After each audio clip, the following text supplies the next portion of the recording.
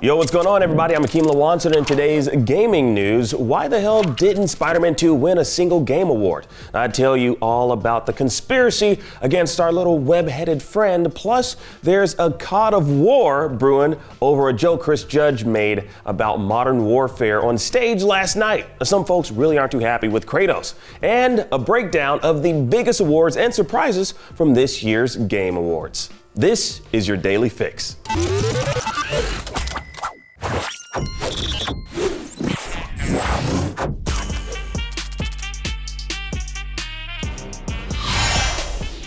Presented by the Xfinity 10G network.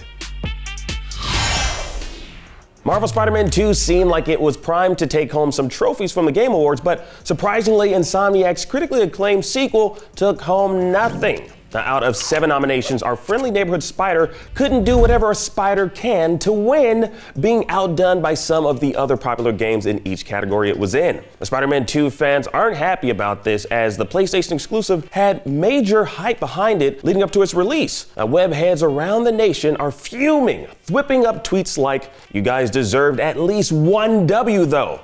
Y'all was robbed of everything." This one's really funny, saying Spider-Man 2 with every nomination. And how about Melon RBX, who's never even heard of Game of the Year winner Baldur's Gate 3? Now, according to them, it sounds like Baldur the Brave. Now, Baldur the Brave is a Marvel character who'd likely fit into the whole Baldur's Gate fantasy world, but I think since we're talking about Marvel, our webheads got gutted and deserved something more. Some more acknowledgement. But my spidey sense was tingling, warning me that something like this would happen. Anyway, you still got to give it up to the team over at Insomniac for its response to striking out at this year's Game Awards. Quote, "A major thank you to everyone who nominated Marvel's Spider-Man 2 in several categories at the Game Awards this year. It's an honor to have had your support.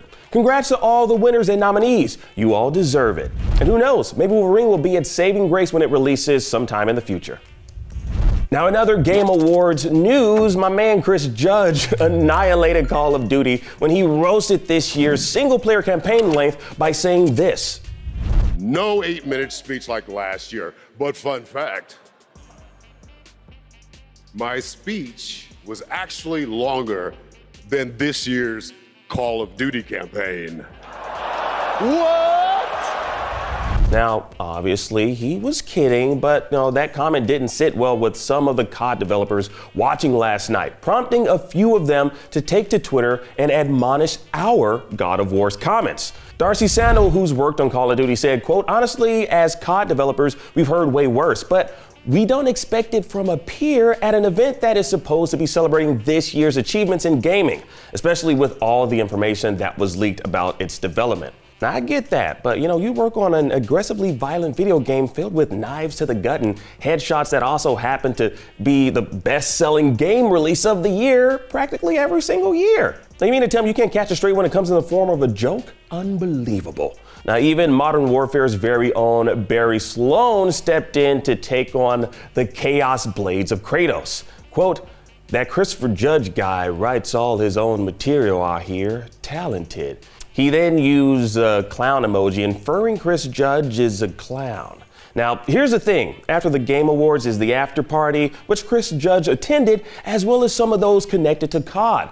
Not that I'm advocating for confrontation, but if there was any kind of static due to Chris's playful joke, it could have been handled professionally in person by anyone who felt slighted.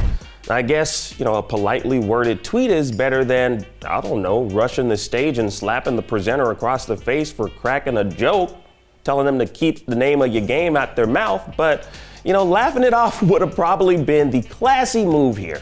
Now, the joke might have been a little bit below the belt, considering Modern Warfare 3's development was apparently a real mess, but COD campaigns have been on the shorter side for a while now. And Chris was mostly making fun of himself for last year's long-winded speech. But I'd love to know what y'all think about this. Drop us a comment.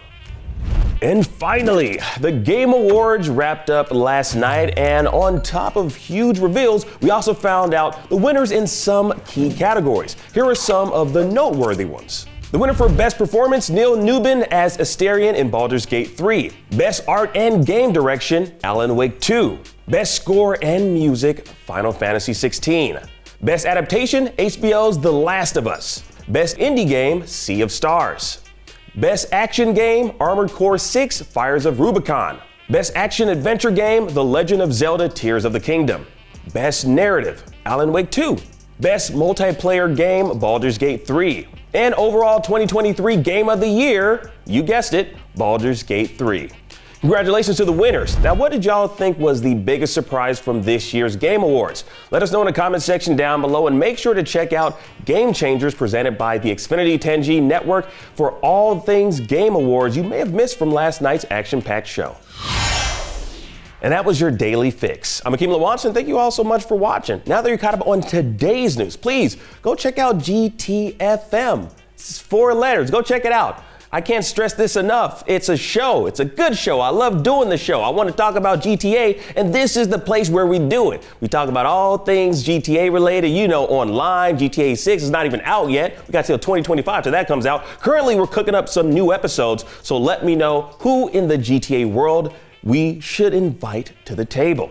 You can also download the IGN app on all your devices. Subscribe to the Daily Fix on Snapchat, and for all things everything else, IGN.com.